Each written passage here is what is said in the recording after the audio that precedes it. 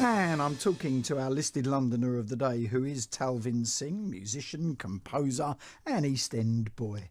What would you say is your favourite neighbourhood, Talvin? East London.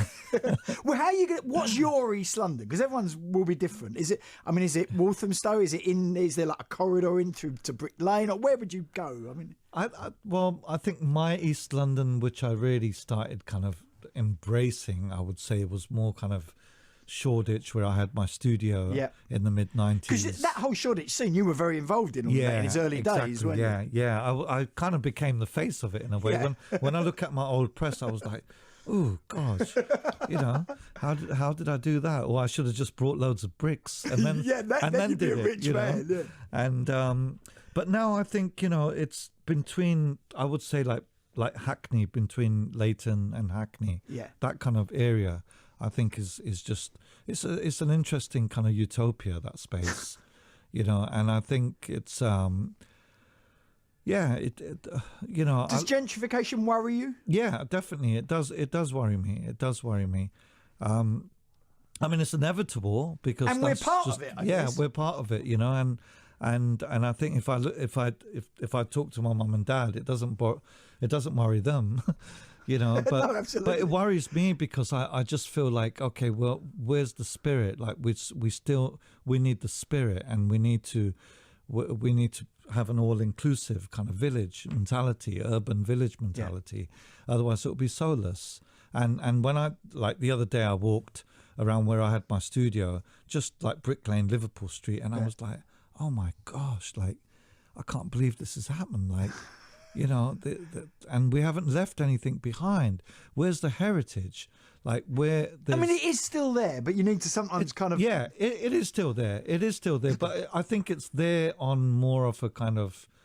Yeah, I would say it's kind of a bit of tourism. I know what you mean. Yeah. Pick a favourite building, a piece of architecture. Westminster Abbey. Why? It just... my heart melts when I see that building, and I just think... for me, it's like a beautiful cake which is crumbling, but it never seems to crumble. It's beautiful. It's beautiful. It's gorgeous, and the way. And sometimes I feel like, is it lit up in a special way, or is it just the nature of the stone and the architecture which draws the light? Did you spend a lot of time in temples or religious places when you were young because of your Sikh background? Yeah, and I've always been interested in kind of the architecture of India, from temples to palaces, to the kind of Mughal architecture, to the old Vedic architecture. I've always been very interested in. I mean, I did a bit of history of art, and then I got busy doing music, but I've always been interested in art and architecture. Yeah. All right, then let's look at the other end of the spectrum. A building you really don't like. I can't really place one. A style of building, a type of building, and it doesn't have to be architecturally. It could be you don't like it because of what it stands for or what it means. Do you see what I'm trying to say? It's like for example, I might complain about all these towers going up at the moment with no one living in them. Not because they're ugly architecture, although some of them are, but just because they're soulless. They're not part. Do you see what I'm trying to say? Yeah. Well, I think it's hard to name one for me because I think there's definitely architecture which remains around London, like in the kind of cusps, like some of the council buildings, the old council buildings, I think are really ugly. Yeah. And I don't understand why they're still there, and they're so expensive now. Like, it's crazy. And you just think, God, like something can happen with that, with that piece of land if you're going to just rebuild. Because I remember like around Leighton Stratford, in the late 80s, there was a lot of high rises around that area, council, and they knocked them all down. Right. And I think some of those council buildings to me, they're quite ugly. Okay, let's cheer ourselves up with something that isn't ugly. The best view in London, or the best view of London, whichever you prefer. I lived in Muswell Hill for a very short while, and I go there to this fish and chip shop called Toffs. Did you go to just for that? Yeah. But I ordered something really kind of a bit strange for the.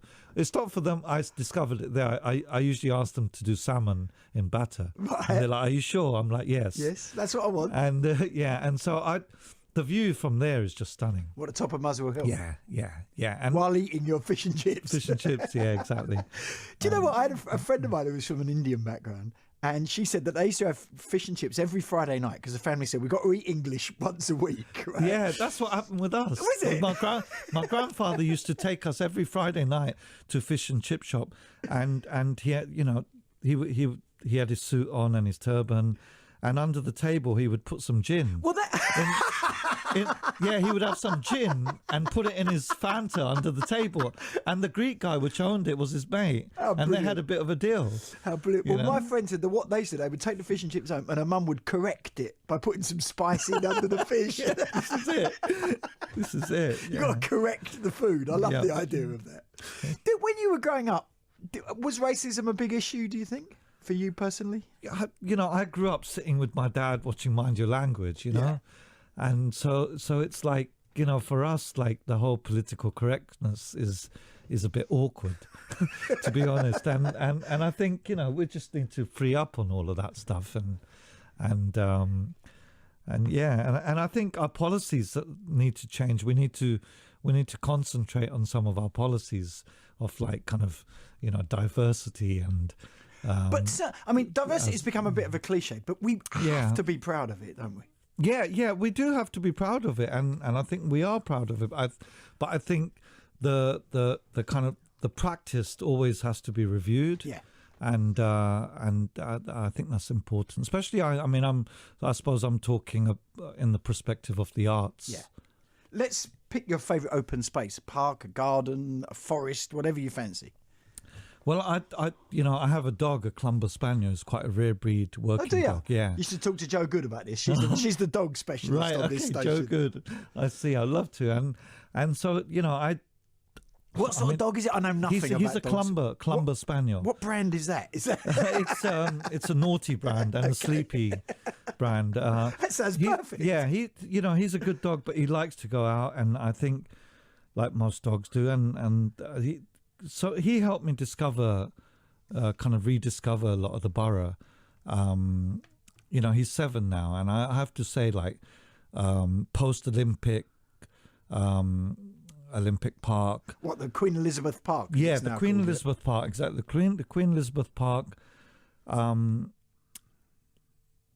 Surrounding that area is Lee Bridge, and that's amazing how they've preserved that area, like the wetlands and It doesn't feel like you're in London at all, does it? When you're there? No, and you can go on, and you're like, well, what's happened? Like, where's the buildings? Yeah. And that's amazing to find that in that part of the London, and also Waltham Forest itself, the forest, Epping Forest. I mean, it's beautiful. It's stunning out there. Where did you play as a kid? Where was your sort of playground when you were a youngster? My playground was Covent Garden. Was it? Yeah, because we went there, on the breakdance days, because I had a tube station right opposite the house. Yeah. It gave me access to buying records in Soho, Yeah. buying Indian records in Southall. I had access to the whole London, and we would go out clubbing. We started clubbing very, very early age, and Were your parents cool getting with to that? Were dance they all music. right with all of that? Well, I think they really didn't know what was happening because tell 'em. because I started gigging really early. Yeah. So the kind of it was kind of either gigs or going out, and I worked really hard when I was young. I used to carry so many instruments, and they were the good days though. Sometimes you would get a cab and cab back. You get treated well, and at times it was really hard work. But it was a fantastic time for me to engage with some of the great, brilliant musicians of London, like Courtney Pine, Yeah. Steve Williamson. I love and, Steve. I was playing you know, Steve's. The yeah. other. He's back and playing again now, which is fantastic. Yeah, you're really into your jazz, I love. aren't you? Yeah, well, that's my thing. I know, because I was outside and I was like, God, Robert really likes his jazz. Well, Steve, and- I just think Steve Williamson is one of the finest Yeah, players, and Steve got a yeah. bit lost for a little while, but he's Yeah. back, which is great. But the ones, sadly, in music, the ones which get lost for a little while are the ones which really are deep. yeah, he's deep. So Pick your favourite shop. I would say my favourite shop in town is Dover Street Market. Right. It's shifted now, but I love that place because I can't really afford. You've always been a dapper man. Well, I can't really afford to buy those garms anymore, you know. But I like going there and seeing what's happening. And but recently I did an interview at this place in Walthamstow, and that as a shop was so exciting. It's a shop called I don't remember what it's called, but it's in Walthamstow, and it's a collection of neon signs. Oh, I know what the one you mean. Yeah. Oh, what's something Palace? It's the old God's Junkyard. Yeah, that's it. Yeah, it's fantastic. You know, and you can have coffee there, and I think it's amazing because I love Soho. Yeah, I saw the interview actually of you in there. Yeah, and I love Soho. It looks like walking through Walker's Court or something. Yeah, in Soho. it's incredible. Yeah. And I thought, God, someone who can just create this by just his personal collection was just quite incredible. We'll definitely put you down as that one. A favourite pub, bar, or restaurant? I have many, as a lot of us do. I think London's, fantastic for food, and the diversity, the variety of food you can get from all over the world on the next level. I mean, like recently I was at the Gymkhana Club with a couple of friends, which were hosting me in Delhi, and somebody who lives in London ordered fish and chips at the Gymkhana, and I was like, why is he ordering fish and chips? And he actually told us all. He said, well, I'm going back to London next week, and London has the best Indian food in the world, and it's probably true. So pick one place. But my favourite place is a place called Jinkichi. Jinkichi, so Japanese. Jinkichi, yeah, Japanese. Yeah. It's very traditional. Yeah. And if you stay there long enough, you'll kind of be personally hosted by the person who owns the place, and he's just incredible. And for me, that intimacy and obviously the best food is perfect. I like the intimacy when I'm going out to eat. I also like to be in places that are kind of one-offs, if you can, where the person who owns it and cooks it cares about it. Do you know what I mean? Yeah. I find it hard to eat in Mayfair in those areas, Or in any chains. Like, bless them, they can be quick, but yeah. Yeah. All right.